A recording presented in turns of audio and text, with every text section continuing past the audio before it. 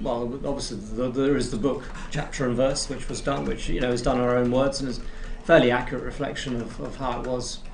In terms of something more personal, I don't really like autobiographies. If you had taken another turn in life, what would you have chosen to do apart from music? I went to university in England for a year. So who knows, maybe research science, like sort of physics and chemistry and stuff, but I don't know. When we first started doing music, I don't think I ever thought that it would become a profession.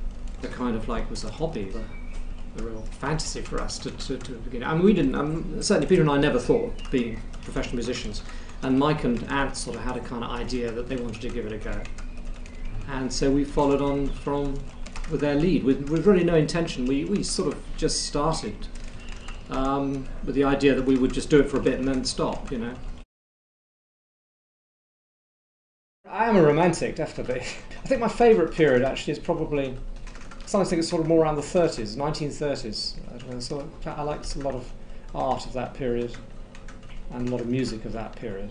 I was wondering, out of all the tours you've done, which tour and/or song was the most challenging for you individually and collectively?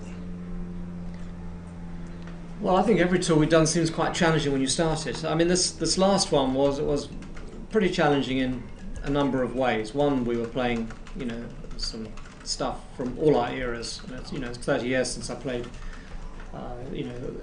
actually wrote things like Something in the Cage and all that stuff, and it kind of, you've got to get back in to be able to play it, and getting the sounds together was obviously quite a challenge on that as well. But having said it, I think because technology is better and sort of confidence we have in the group, it was not ultimately too hard. Oh, this is the classic question, so we have to answer it.